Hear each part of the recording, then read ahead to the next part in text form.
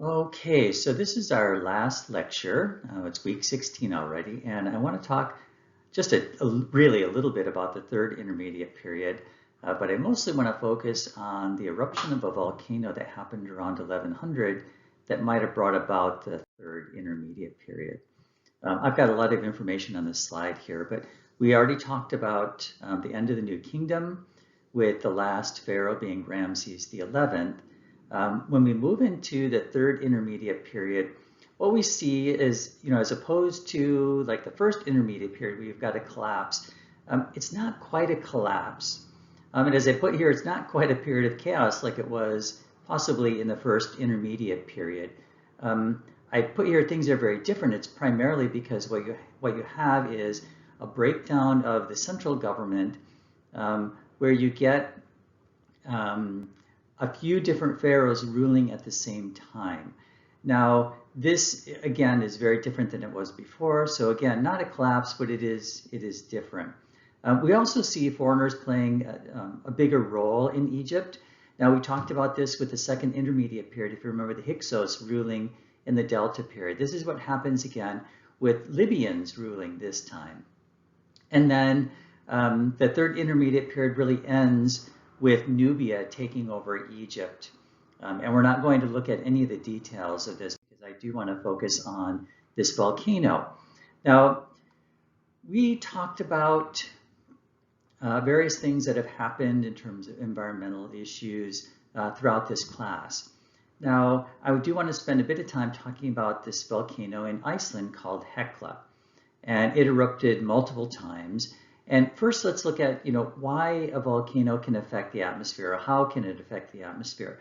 Turns out when so much material is put into the environment, it can start to block solar radiation. And of course, what that does is it reduces the heat that can get through, so you get reduced temperatures.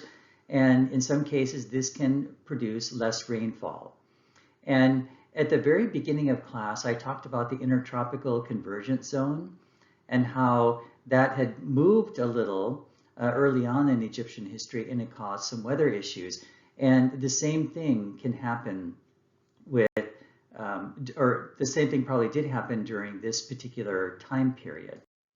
Now, I've given you an article to read that's on a much later time period. It's called the Ptolemaic Period of ancient Egypt, when the Greeks are ruling Egypt.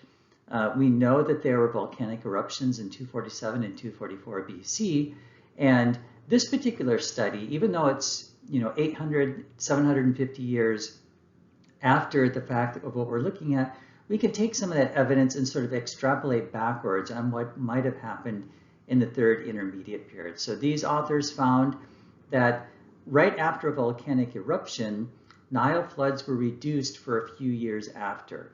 And of course, we all know what happens when the Nile floods are reduced. You get less agriculture. That can lead to lots of other things. Now, in this particular study, during the Ptolemaic period, they could also look at texts.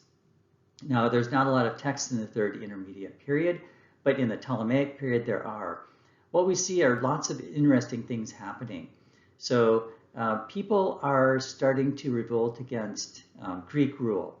Now, this isn't all that surprising, but it's possible that the volcanic eruption disrupted agriculture enough to make people even more unhappy than what they were before. And as I put here at the bottom of the slide, you have to be careful with this interpretation because that's not exactly what was happening in the third intermediate period, but it was happening here.